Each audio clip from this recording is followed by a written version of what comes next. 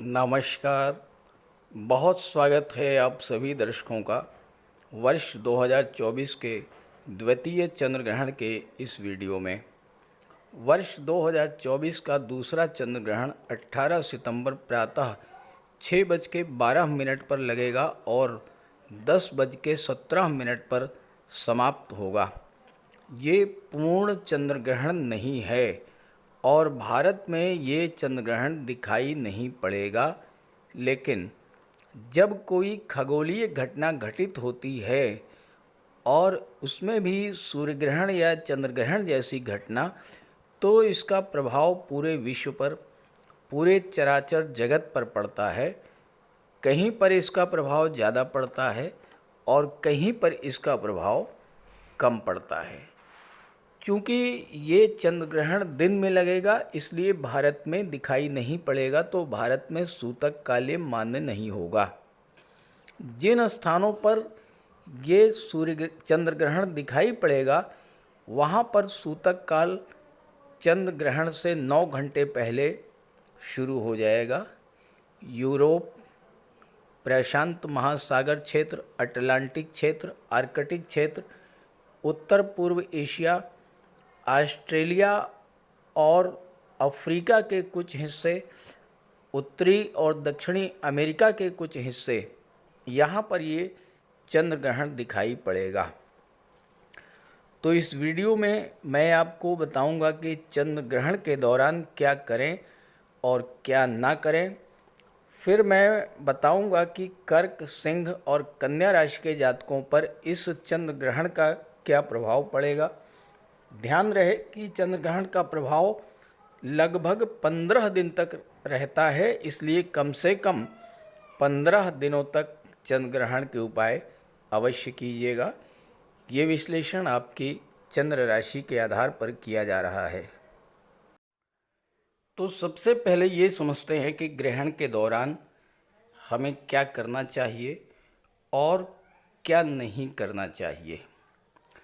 ग्रहण के दौरान चंद्र ग्रहण है तो सूतक काल 9 घंटे पहले शुरू हो जाता है, तो 9 घंटे पहले ही पूजा वाले स्थान को ढक दें, मंदिर के कपाट बंद कर दें, और अगर घर में पूजा स्थल है तो पूजा स्थल को पर्दे से ढक दीजिए और सूतक काल में कोई पूजा पाठ नहीं करना चाहिए।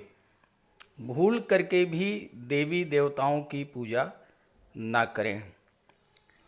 ग्रहण के दौरान भोजन करने से बचना चाहिए। हाँ, अगर गर्भवती महिला हैं, बालक हैं, वृद्ध हैं, तो उनको वो भोजन दिया जा सकता है जिसमें पहले से ही तुलसी के पत्ते पड़े हुए हैं। चंद्र ग्रहण के समय भगवान विष्णु के मंत्रों का जाप कीजिए और महामृत्युंजय मंत्र के जाप को करने से विशेष लाभ मिलता है। गर्भवती महिलाओं को ग्रहण के दौरान विशेष सावधानी बरतनी चाहिए। उन्हें घर से बाहर नहीं निकलना चाहिए और न ही ग्रहण को देखना चाहिए। गर्भवती महिलाओं को ग्रहण के समय नुकीली चीज़ों का प्रयोग नहीं करना चाहिए और सुनसान जगहों पर अकेले नहीं जाना चाहिए। चंद्रग्रहण के दौरान कैंची, चाकू, सुई, इस तरह की चीज़ों से आपको बहुत दूर रहना है।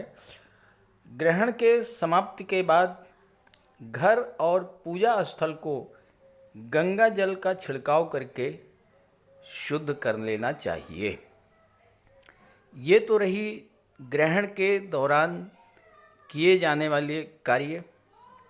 अब इस ग्रहण का अलग अलग राशियों पर क्या प्रभाव पड़ेगा, इस पर बात करते हैं।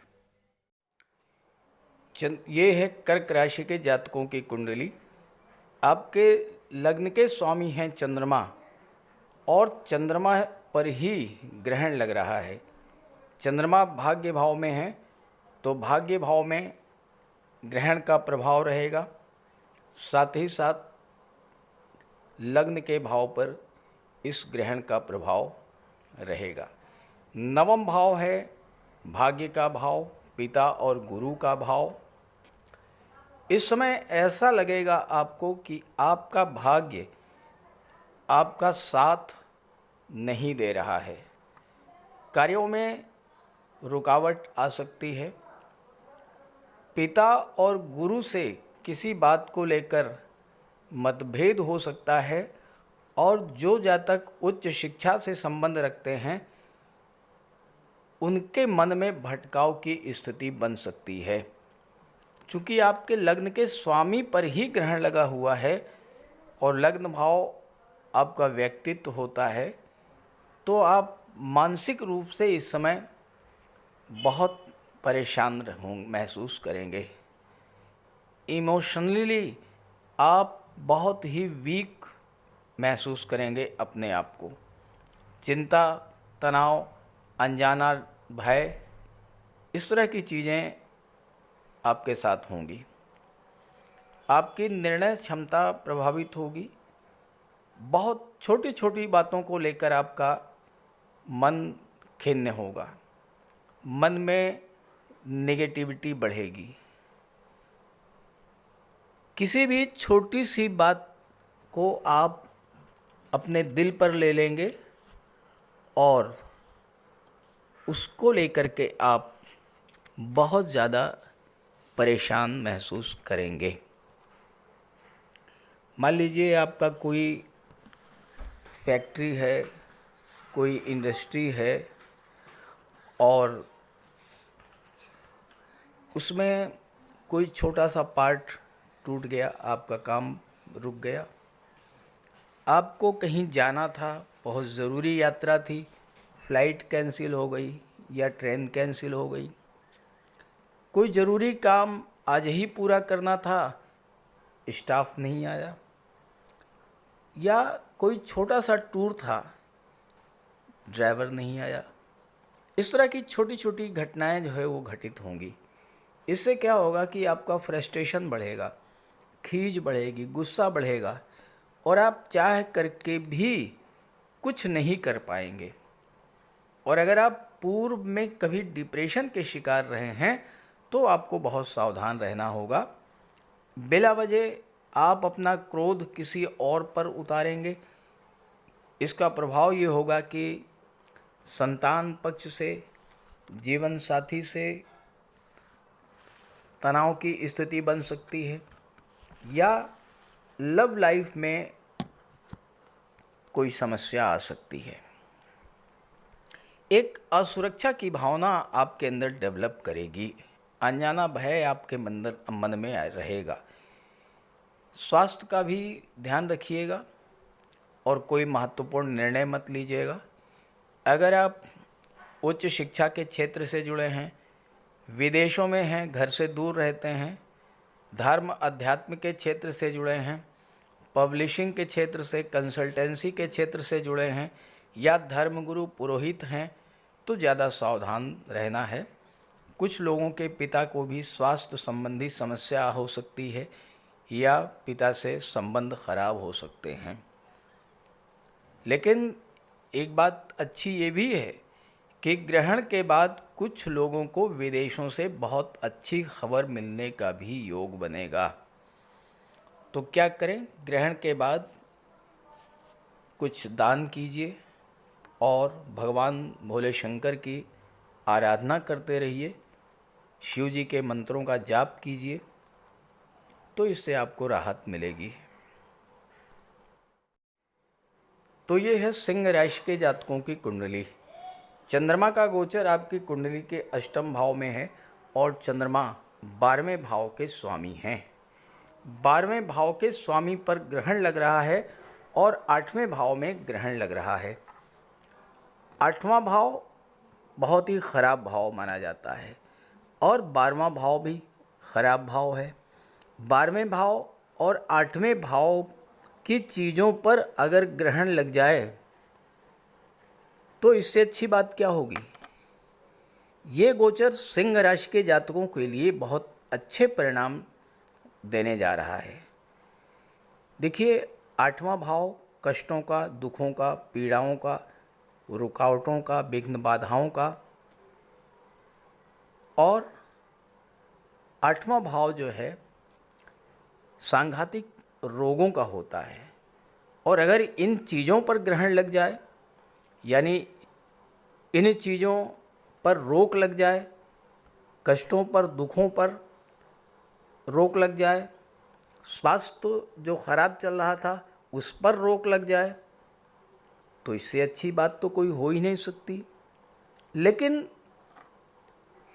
जो लोग आठवें भाव की चीज़ों से जुड़े हैं, जैसे जो लोग रियल एस्टेट से जुड़े हैं, प्रॉपर्टी डीलिंग का कार्य करते हैं, बिल्डर हैं, आर्किटेक्ट हैं, उनके लिए इस समय समस्या पैदा हो सकती है।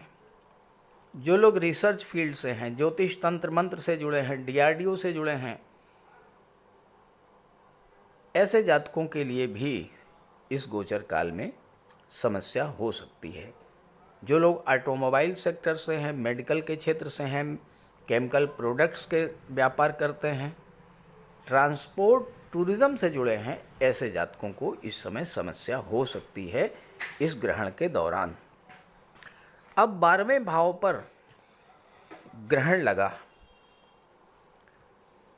तो अगर आपके खर्चों पर ग्रहण लग जाए, खर्चों पर रोक लग जाए, अगर आपको कोर्ट कचहरी से राहत मिल जाए, अगर आप स्वस्थ होकर के लौटें, अगर कार्य क्षेत्र की विघ्न बाधाओं रुकावटों पर ग्रहण लग जाए, तो इससे अच्छी बात क्या होगी। तो एक तरह से ये ग्रहण आपके लिए बहुत अच्छे परिणाम लेकर के आ रहा है। लेकिन स्वास्थ्य का ध्यान रखिएगा। चंद्रमा की दृष्टि धन के भाव पर है, तो फाइनेंशियल मैटर्स को लेकर के कोई डिसीजन जल्दबाजी में मत लीजिएगा, और ससुराल पक्ष से संबंध बहुत अच्छे बना करके रखिएगा। वाहन चलाते समय सावधानी बरतिएगा, फाइनेंशियल रिस्क मत लीजिएगा, लॉटरी, शेयर, सट्टे से बहुत दूर रहिएगा। किसी भी पहाड़ी रास्ते पर या किसी दुर्गम रास्ते पर यात्रा करने से आपको बचना होगा, और अगर यात्रा करनी ही पड़े तो सावधानी रखिएगा। अपने जीवन साथी और बिजनेस पार्टनर के स्वास्थ्य का विशेष ध्यान रखें। जीवन साथी और बिजनेस पार्टनर से कम्युनिकेशन का विशेष ध्यान रखें। बातचीत करने में विशेष सावधानी बरतें। कुछ ऐसा मत बोलिए जिससे कि आपके जीवन साथी की या आपके बिजनेस पार्टनर की भावनाएं आहत हों। इस दौरान सूर्यदेव की आराधना करते रहिएगा, भगवान विष्णु की उपासना कीजिएगा, कुछ दान कीजिएगा, अन्नदान, तो आपको कोई समस्या नहीं होगी। कन्या राशि के जातकों के लिए वर्ष 2024 का दूसरा चंद्र ग्रहण बहुत अच्छे फल लेकर के नहीं आ रहा है, क्योंकि ये ग्रहण जो है वो आपकी कुंडली के 7वें भाव में लग रहा है और एकादश भाव के स्वामी पर लग रहा है। अब 7वां भाव जो है ये आपका दाम्पत्य जीवन, business, daily income, social image, और 11वां भाव आपकी इनकम, आपके फ्रेंड सर्किल को शो करता है, आपके बड़े भाई बहनों को शो करता है। तो इस समय बिजनेस पार्टनर या जीवन साथी के साथ कुछ परेशानी हो सकती है। जीवन साथी का स्वास्थ्य खराब हो सकता है, या बिजनेस पार्टनर के साथ कोई तनाव की स्थिति बन सकती है। अपने जीवन साथी या बिजनेस पार्टनर से कम्युनिकेशन का विशेष ध्यान रखिएगा। जीवन साथी से या बिजनेस पार्टनर से बातचीत करते समय कुछ ऐसा मत बोलिएगा जिससे कि उनकी भावनाएं आहत हों। दूसरी बात, 11वें भाव पर ग्रहण लग रहा है तो आपकी इनकम प्रभावित होगी, और 7वें भाव पर में ग्रहण है तो आपकी डेली इनकम भी प्रभावित होगी। तो धन की दृष्टि से ये ग्रहण आपके लिए अच्छा नहीं है। आपका पैसा कहीं फंस सकता है। जो पैसा आपको मिलना चाहिए था वो इस समय नहीं मिल पाएगा। और बिजनेस के मामले में भी मार्केट में आपका बहुत सारा पैसा इस समय रुक सकता है। जीवन साथी के स्वास्थ्य का ध्यान रखिएगा।